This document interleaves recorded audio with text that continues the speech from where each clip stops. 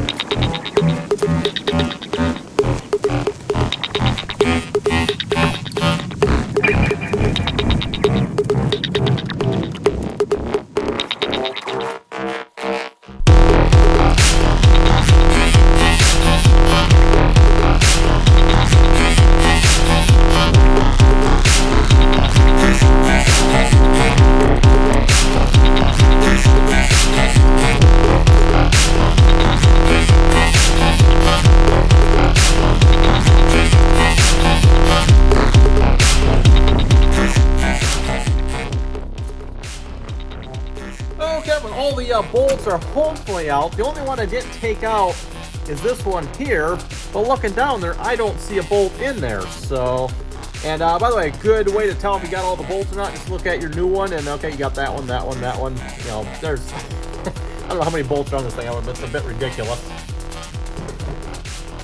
So, we're going to give the old pry bar trick here, see if it'll come out.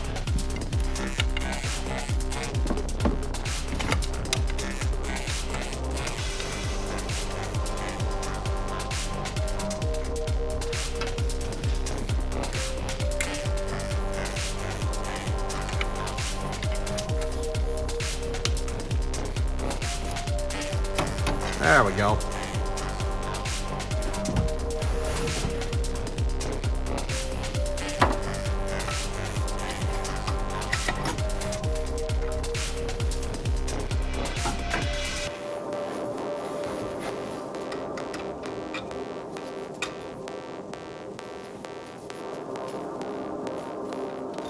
Okay, yeah, I'm gonna have to take that hose off so I can clear it.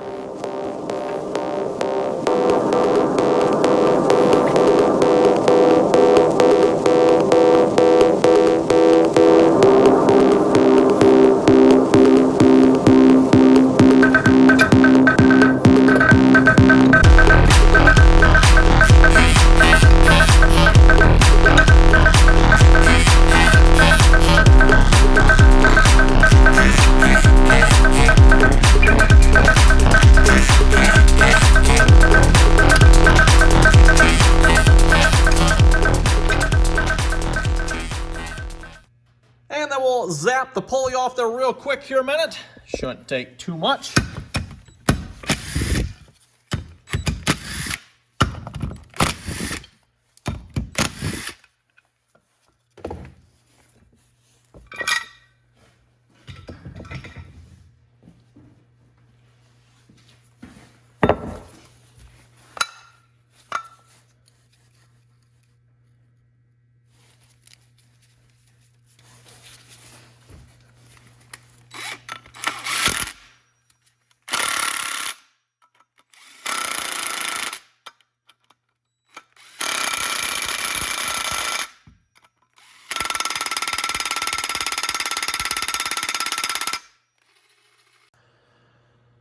Okay, well, I think we're ready to put the new pump on here. And if you notice, I've left all the old bolts in where they came out of. So that way I know when I go to put the new pump on, this bolt here goes in that location on the new pump. Also, I spent a few minutes here cleaning off the mating surfaces here the best I could. For a pump that was just recently put on here, I went, and by recently, I mean the truck was ran for, as far as I know, like maybe a week or so with the brand new pump on it. Then it sat for a few months. That gasket was stuck on there pretty good. I was kind of surprised by that. I haven't even looked at this side of it, by the way. Also, we had one missing bolt, which is what was confusing me here taking this off. I was like, there should be another bolt under here. Like, I'm feeling around. Of course, it's the one you can't see. Was it this? I think it was this one here. You can't really see that one. So that's why I'm like, okay, there's supposed to be, if you're looking at this new pump here, there's a bolt hole down there, but there's no bolt. So I do have another bolt here. Reached into my metric collection there, and I think I got one. It's not, the same as these, but hopefully it'll work. Well, better than nothing, I figure. Yeah, so that was an interesting one. We were missing a bolt. That's definitely not good. So anyway, let's put the new one on.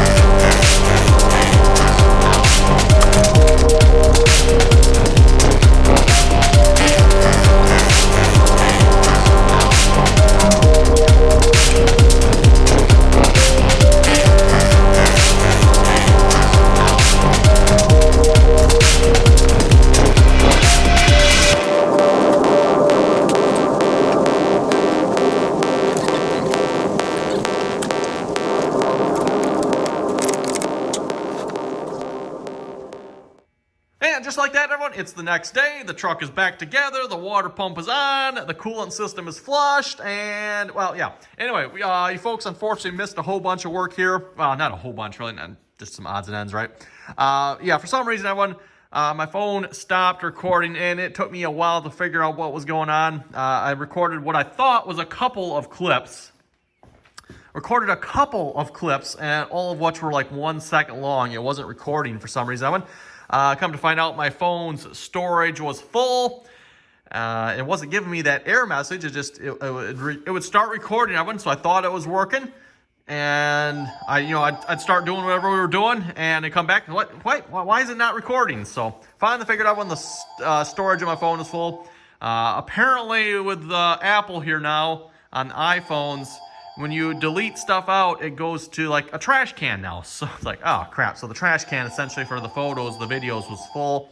So I had to clear that up. So anyway, long story there on. Got it back together here. I think we were working on putting this back in here.